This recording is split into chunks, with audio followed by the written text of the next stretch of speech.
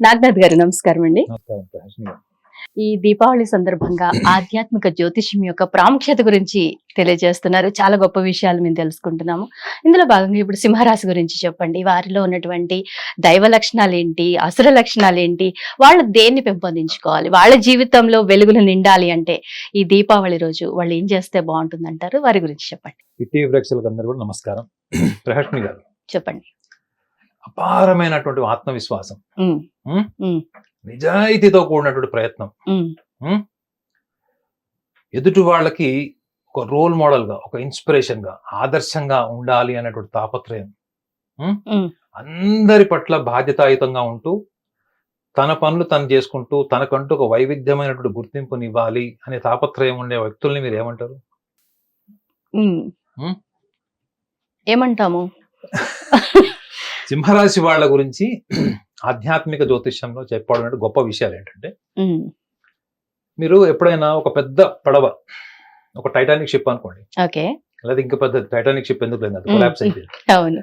ఒక మంచి పడవ, ఒక పెద్ద పడవ. ఉమ్, దానికి దానికి దిశానిర్దేశం చేసేటువంటి ఒక కెప్టెన్. నావికుడు, కెప్టెన్. ఉమ్, ఉమ్, వాళ్ళని మనం ఎలా చూస్తాం? ఉమ్, ఒక పడవలో 1000 మంది ఉంటారా, 100 మంది ఉంటారా, 40 మంది ఉంటారా ఉమ్, అన్నప్పుడు ఆ పడవ నడిపే వాడి యొక్క ఆలోచన ఎట్లుంటుంది చెప్పండి.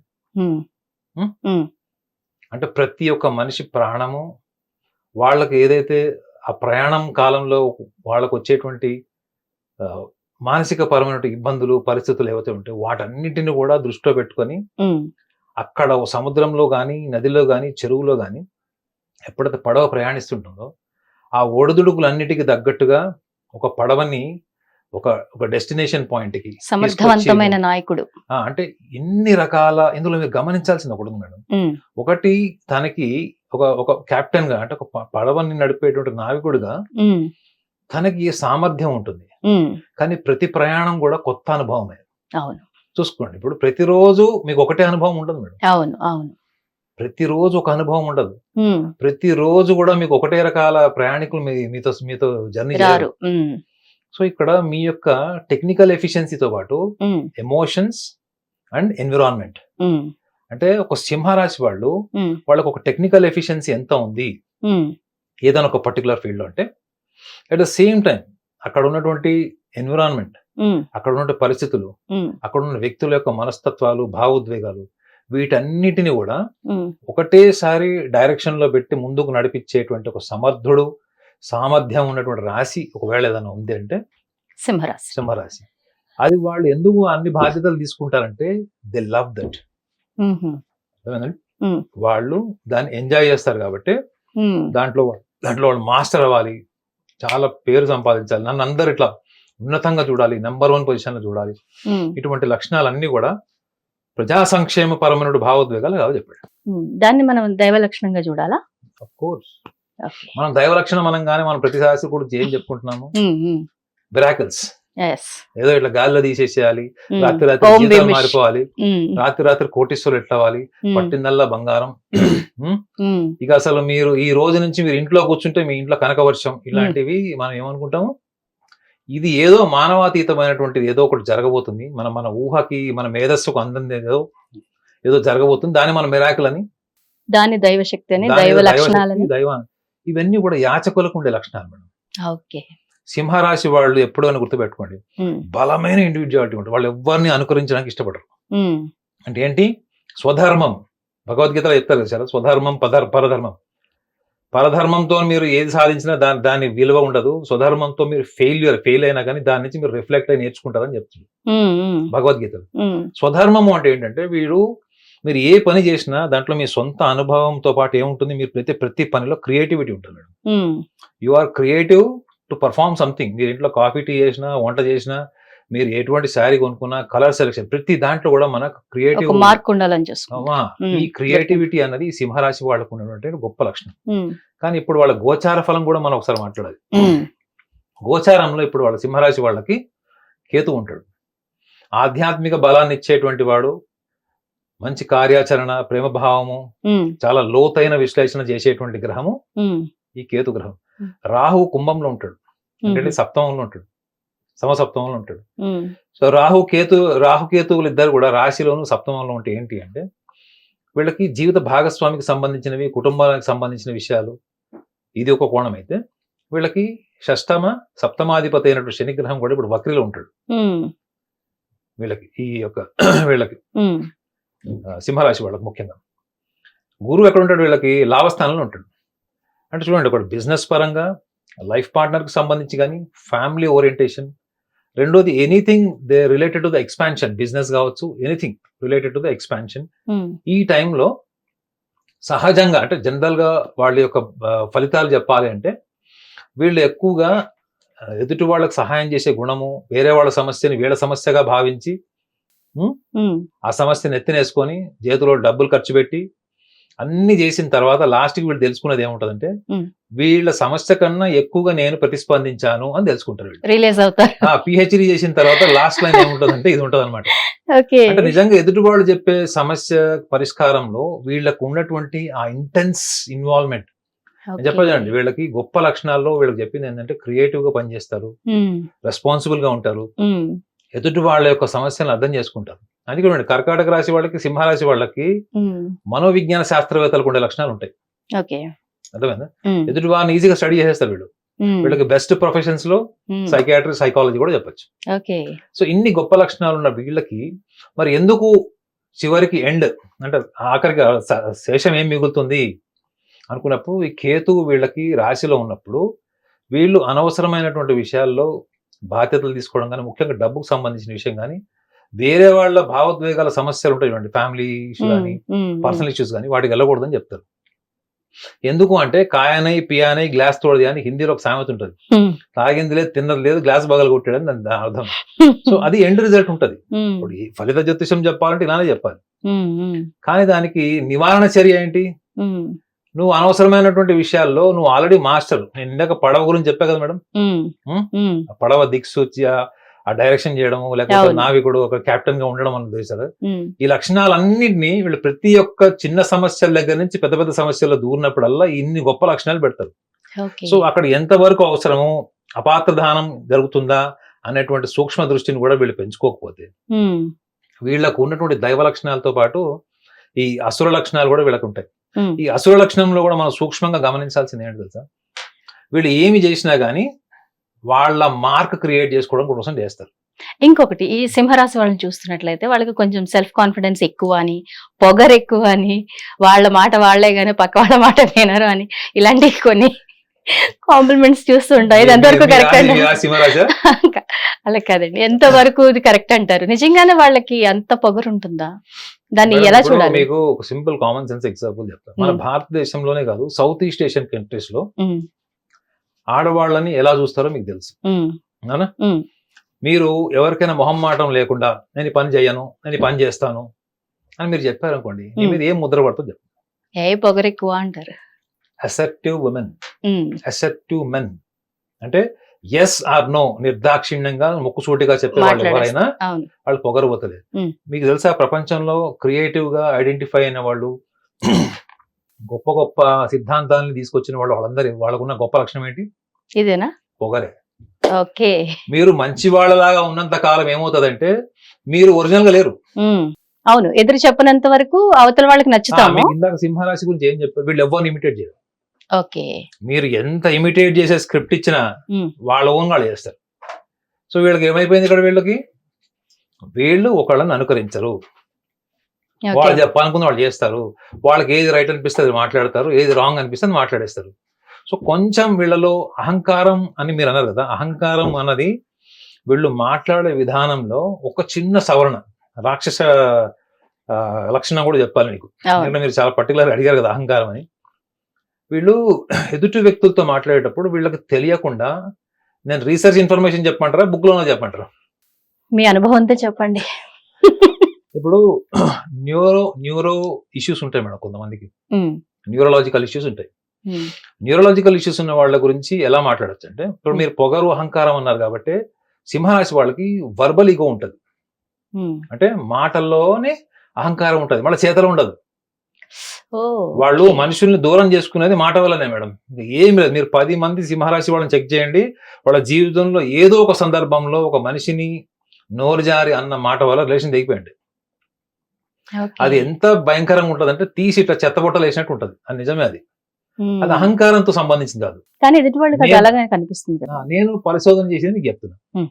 న్యూరో అంటే నా బెస్ట్ ఫ్రెండ్స్ కూడా నేను చూశాను, అమ్మాయిల్ని అబ్బాయిని అందరం చూశాను. వాళ్ళు ఆ టైంలో ఏదన్నా అనకూడదు, అక్కడ అసందర్భము అని మనం ముందరే కాషన్ చేస్తాం. ఇట్టి పరిస్థితుల్లో ఈ టాపిక్ తీయద్దు, ఈ మాట అనొద్దు అని చెప్తాం. గ్రూప్ డిస్కషన్ లోకి రాగానే అది వచ్చేస్తుంది బయటికి.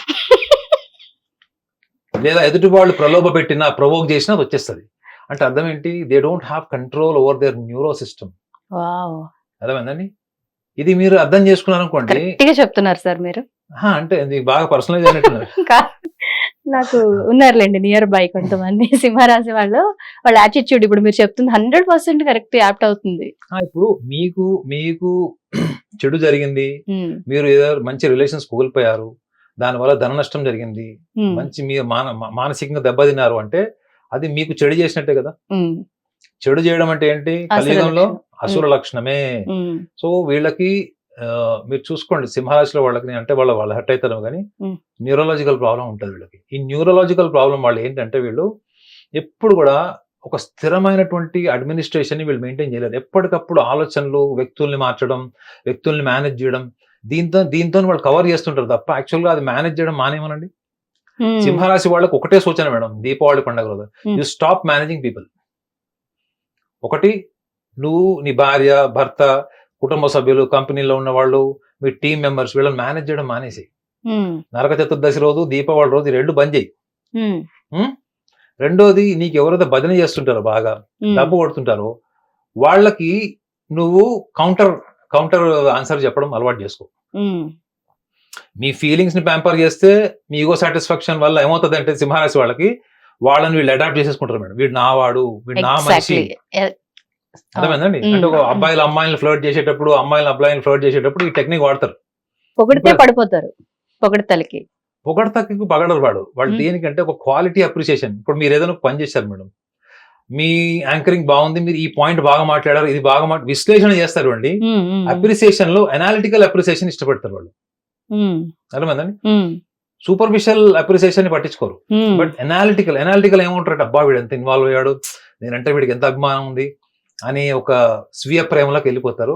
అదే వాళ్ళని గొయ్యిదవి పూడ్చేస్తుంది, శాశ్వతంగా పూడ్చేస్తుంది. ఎందుకంటే ఇది వాళ్ళకు ఉన్నటువంటి అసుర లక్షణం. కలియుగంలో నేను చెప్తున్నా కదా మేడం, అసుర లక్షణాలు అంటే అదేదో కొమ్ములుండి, పళ్ళు బయటకు ఉండి, చేతుల పెద్ద కత్తి, ఇవి కాదు అసుర లక్షణాలు. దేనివల్ల నీ జీవితం నాశనం అయిపోతుంది, దేనివల్ల నువ్వు జీవితంలో బ్యాలెన్స్ ఉండలేకపోతున్నావు. నీకు సక్సెస్ ఉంది, నీ లైఫ్ లో ఫైనాన్షియల్ స్టేటస్ ఉంది, బట్ అయినా నువ్వు ఎందుకు డ్రగ్స్ తీసుకుంటున్నావు, ఎందుకు నువ్వు స్మోకింగ్ అడిక్షన్ వస్తుంది, ఆల్కహాల్ లేని ఎందుకు పడుకోలేకపోతున్నావు? ఇవన్నీ ఏ లక్షణాలు మేడం? మన ఆధ్యాత్మిక సంస్కారాల్లో ఇవన్నీ చెప్పబడ్డాయా? అవునా చెప్పండి. మద్యము ఇవన్నీ చెప్పబడ్డాయా? ఇవన్నీ అసుర లక్షణాలే. వాళ్ళ దేవతలు కూడా తాగారని చెప్పి మళ్ళీ ఇంకో కాంప్లికేటెడ్ టాపిక్ తీస్తారు, అది వేరే విషయం. కానీ సింహరాశి వాళ్ళకి అహంకారం ఉండదు మేడం. సింహరాశి వాళ్ళకి అహంకారం ఉండదు, కానీ వాళ్ళకి ఎక్కువగా సహనం ఉండదు. ఇది మీరు గమనించండి. సహనాన్ని పెంచుకుంటూ పోయే వృషభ రాశి వాళ్ళ లక్షణాలు ఉండవు, కన్యా రాశి వాళ్ళ లక్షణాలు ఉండవు, వృశ్చిక రాశి వాళ్ళ లక్షణాలు ఉండవు. వాళ్ళ సహనం దిగిందో సునామీ వచ్చి నోట్లోంచి బయటకు వస్తుంది. సునామీ సముద్రంలోంచి రాదు మేడం. సునామీ ఎలా వస్తుంది తెలుసు కదా? భూమిలో భూకంపం వస్తే ఫస్ట్ నీళ్ళన్నీ లోపలికి వెళ్ళి ఎప్పుడైతే భూమి ఒక్కసారి క్లోజ్ అయిపోతుందో ఆ ప్రెషర్ కి వాటర్ అంతా బయటకు వస్తుంది.